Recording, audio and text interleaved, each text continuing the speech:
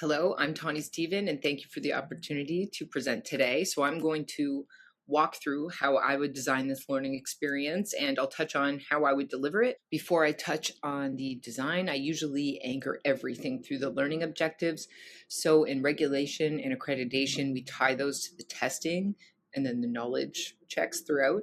So I think that's going to be the most important thing to get straight. And from there, you've set the bar really high, which is behavior change, which I love because I've seen lots of courses that don't necessarily measure that.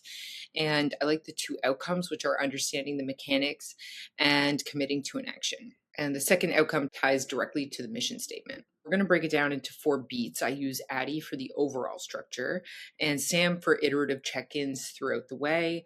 And 4 beats that build on each other include hook, concept, personalize, and commit. And the order matters because you can't personalize before they understand the concept. So it's part of the learning journey. I'm going to look at the 2 different audiences. It'll essentially be one skeleton.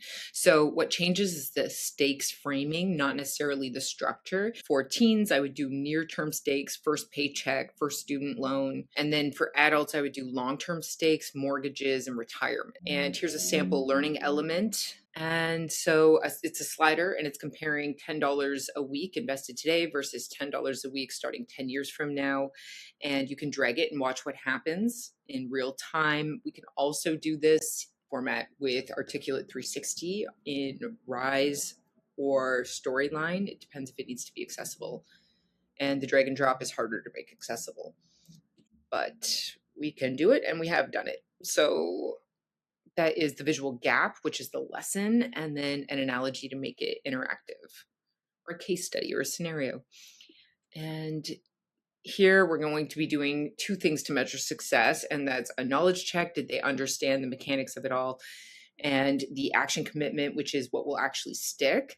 And the bar here is behavior change. So I need a signal for behavior, not just recall. Now for delivery, which will be done in 5 phases. So discovery, draft, which is the subject matter expert and the writer, design and video. We'll go into quality assurance and translation, try and lock in the English one first before we do too many edits, and then launch. So analyze is discovery, design is draft with SME and the writer, and the milestone will be getting the content locked.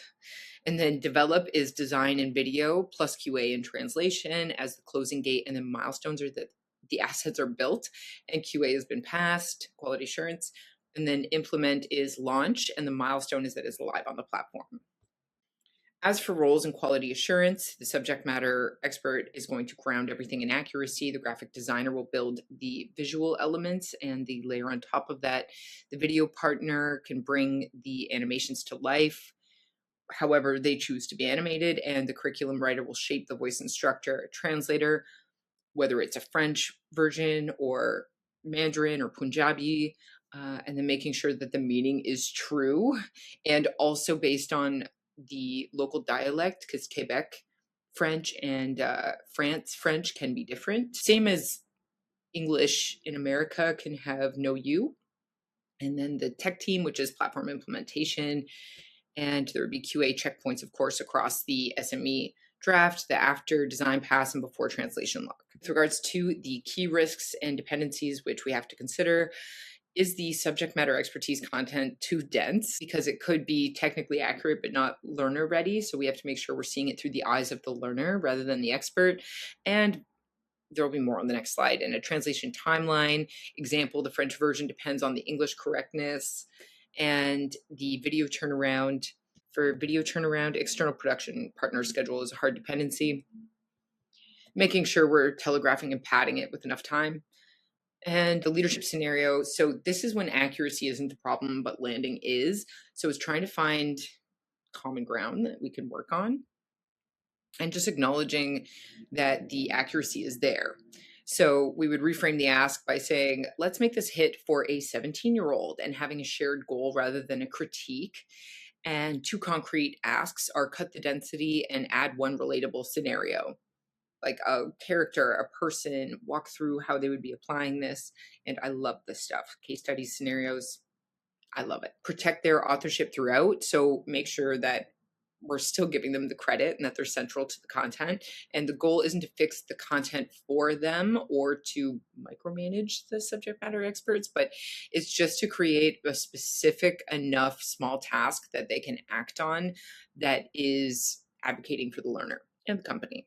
So it would be the same skeleton, 2 audiences, and 1 behavior first metric. And I'm happy to go deeper on any of this if you would like to connect. I'm looking forward to chatting.